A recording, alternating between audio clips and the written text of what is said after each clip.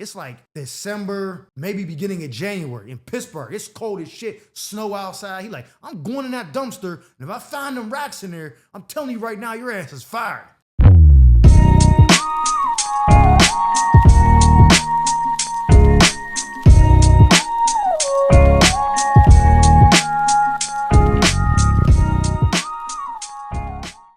Welcome back to another episode of the Chronicles of Mike Murphy. I am your host, comedian Mike Murphy. Hey, before we go any further, please do me a favor. Hit that subscribe button. Like, share, comment. Tell a friend and tell a friend. Any way that you can help contribute to growing the audience on my channel, I greatly appreciate it. Because I said it before, I'll say it again. Without you, there is no me. And for that, I am forever grateful. In today's episode, I'm going to tell you how I got fired from my very first job. And I ended up getting revenge on the manager like 15 years later, something crazy like that, right? Maybe not even that. Nah, I wasn't even that long. It was probably maybe 10 years later. Yeah, 10, 11 years later. That's not here nor there. So in 99, I get locked up for having the firearm, right? I didn't have it. I told that story in another video. But I get sentenced to a program where one of the stipulations when it's time for you to get released is that you got to have a job. They help you go, they help you do resume things. I ain't never had a job, so that's, that's non-applicable to me. I just need to go find a job. So I stumble across the KFC on Bond Boulevard about a mile and a half from my house. I go down there, I apply, I get hired on the spot. I'm hyped because now that I'm hired at the job, they can sign my paperwork to let me boogie up out of the program so I could be a free man again. I've been in there for like 7 months. I need to be out. Get the job, I get released from the program. Now, when I first started the job, I'm on some employee of the month shit. I'm doing everything. Yo, you need help? Yo, bro, I got you. Want me come in early? Want me stay late? You need me to sweep that for you? I'm all on that shit thinking that's the way to get a promotion or something. I'm thinking I'm going to be the top ranking dude at the KFC on Bomb. That's what I was thinking. Then after about a month go by, I'm like, yo, I don't really give a damn about this job. I'm about to get on some nigga shit, right? So I start giving my boys free shit through the drive-thru. You know what I'm saying? I'm taking too many breaks, all that. But my manager still don't have no clue because I'm doing it on a finesse tip, right? They love me so much down there that I got two of my peoples hired. My homegirl Shanika and my homegirl Tamika. And they was friends. I got them both hired. Then I got my man Rail Prunty a job down there too. I was getting everybody hired. I was that nigga, right? One day, we cleaning up and the manager's name was Mike. He was a short, stocky, brown-skinned dude with glasses and his bushy-ass pedophile beard, right? Mustache. Nasty work. I was cool with him all the way up until this night.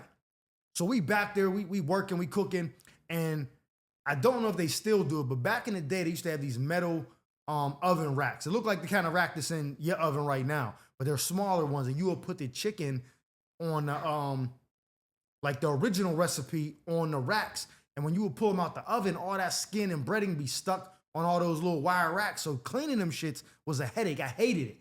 So at the end of the night, he giving out assignments. Yo, you got this, you got this. He telling me, yo, you want dishes? I'm like, damn. He like, wow, what's up? I'm like, I hate cleaning them chicken racks, but whatever. You know what I mean? Like, I'm gonna knock it out. He like, all right, cool. The night's wrapping up. He walking around. I'm like, yo, you good? He like, nah, I'm looking for something. All right, cool. We finishing up, you know what I'm saying? Store closed. He like, yo, what you do with the chicken racks? I'm like, what are you talking about? He like, yo, I'm missing like 7 or 8 chicken racks. I'm like, bro, what do you think I did with chicken racks? Like, think I stole them shits? Like, I don't want to clean them, let alone keep them. What are you talking about? So I get back to doing my prep for the end of the night. He pulled me into the office like, yo, man, I'm gonna just give you one chance and one chance only to confess and tell me what you did with the chicken racks. Now I'm perplexed. Like, bro, what are you talking about?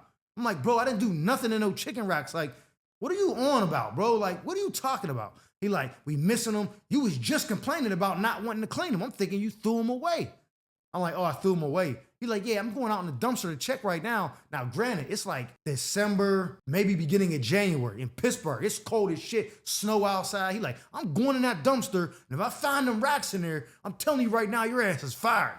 First of all, how you threatening to fire me for some racks that you can't even find, and you don't even know if I did anything with them? Like, you just talking shit. I'm like, all right, bro, go do what you got to do. I'm finishing my prep.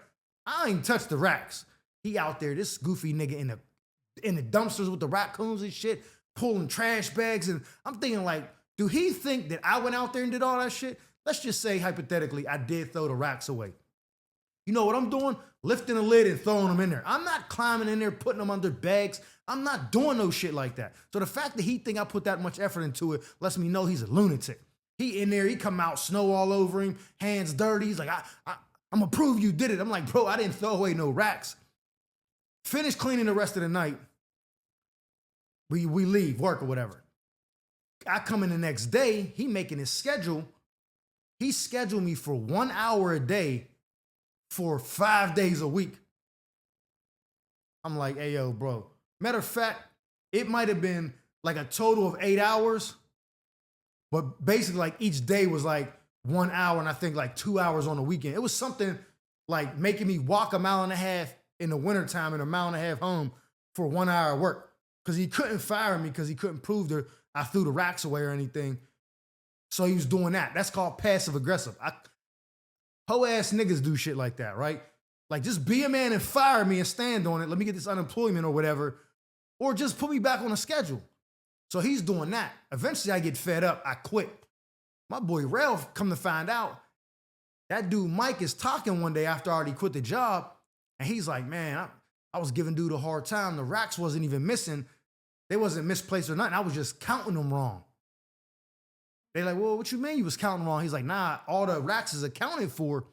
But that night I must have just mistaked like how I was counting them or couldn't. They was in different places. I don't know, but they're not missing. We got them all here.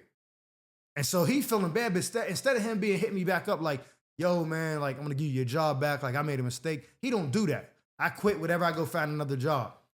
My man Rail was still working on her. Shanika and Tamika still working on her. That's how I got the scoop. So one day he started getting crazy with Rail. Rail snap on him, right? Rail quit. Rail like, yo, I'm coming down here on Friday, whatever day we got paid, to pick up my check. It better be there. He's like, all right, yeah, whatever.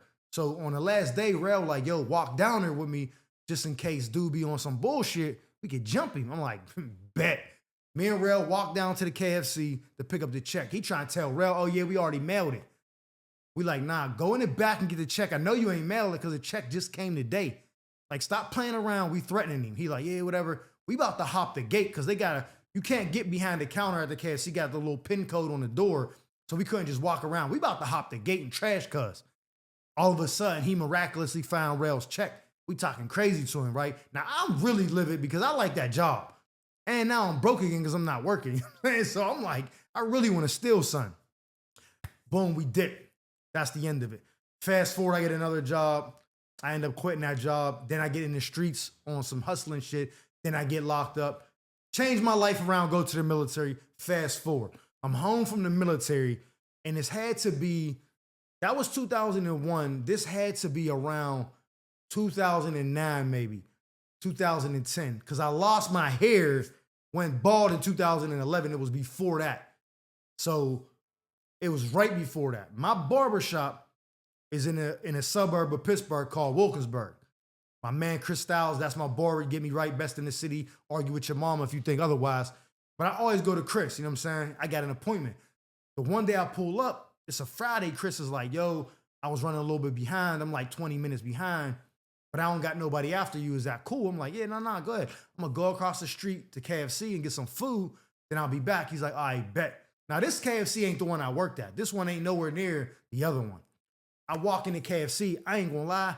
I can't remember how many people was in there, but in my memory bank, it feels like it was sold out. Like the KFC was sold out like a Chris Brown concert. It was people everywhere.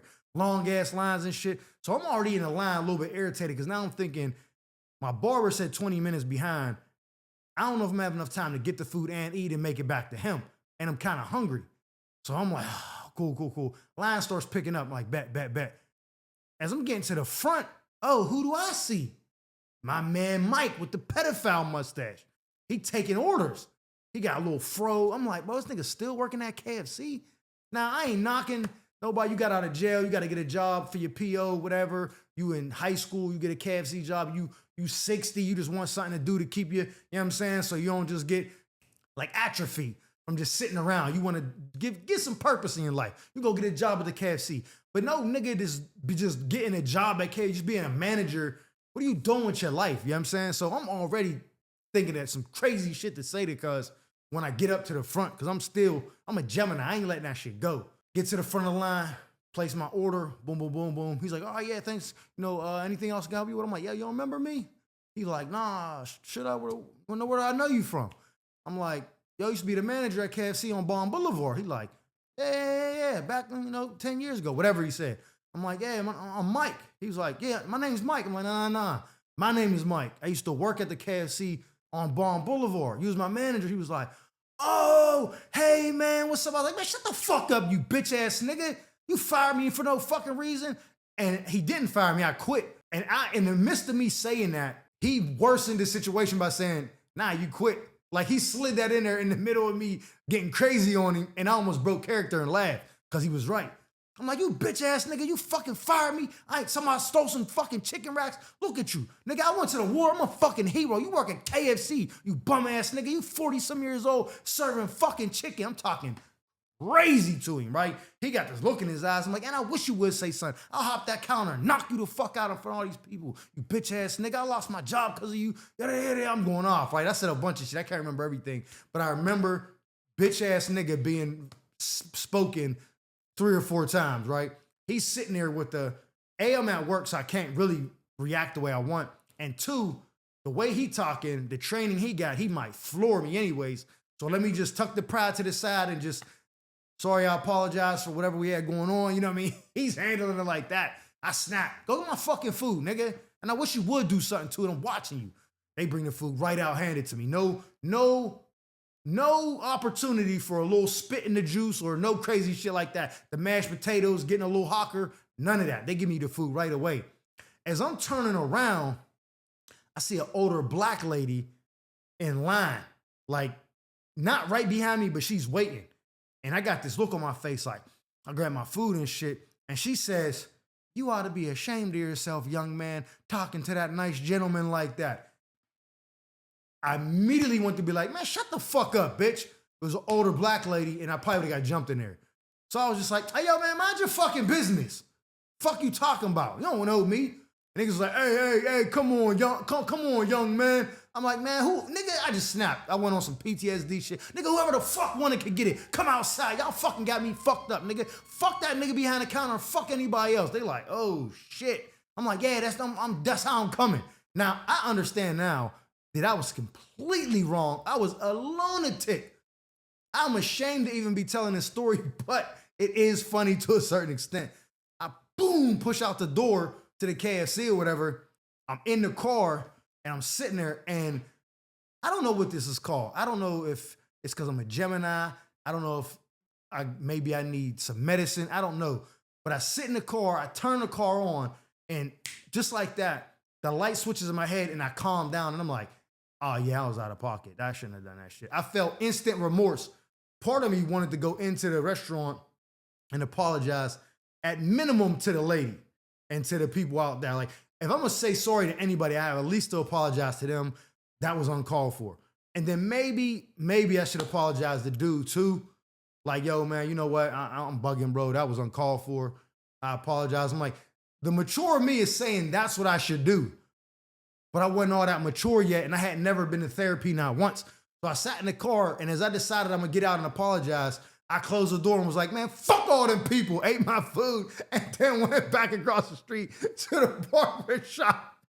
Like, I knew it was wrong and just didn't have it in me to be like, no ownership at all, no accountability, just like, I know I'm wrong, I don't care. Ate the chicken, went and got lined up. My barber like, yeah, you good, bro? You look a little, I'm like, nah, I'm straight. I tell him the story. He looking at me like this. He said, bro, you know you could just go back across the street. You know what I mean? I was like, yeah, nah, bro, maybe another day. Not today, though. Left out bare crispy, hairline crispy. I know y'all probably can't picture that because my shit is gone right now. But everything I left crispy, and I felt guilty the whole fucking day. I end up going back maybe 3 haircuts later to go in there and apologize. And they were like, nah, he work at a different location. All right, bro, I'm not driving to no different location to go do no delivery apology. That ain't happening. He just gonna have to live with what I said, you know what I mean? Shouldn't have made me quit the job by doing that nut shit. Because guess what? He wasn't accountable either. And he didn't say, yo, I made a mistake. Let me apologize to you. And that's how I rationalize not apologizing to him, because he didn't apologize to me. Now we're even. That was my first job I ever got fired at, and I got revenge on the manager like 9, 10 years later. And I'm not gonna lie, even though I know I was wrong, I still feel good about it. I still feel good that I got that off my chest. So if you feel like you want to tell somebody fuck them, just go ahead and do it, bro. What's the worst that can happen? You know what I mean? But that's my story for this week, man. These are the Chronicles of Mike Murphy. Again, before we get out of here, please hit that subscribe button. Like, share, comment, tell a friend and tell a friend. There's any way that you can help contribute to growing the audience on this channel, I greatly appreciate it. Because I said it before, I'll say it again. Without you, there is no me. And for that, I am forever grateful, man. I hope you guys enjoy the rest of your week. Stay blessed. I will see you next week, man. Love, love, love.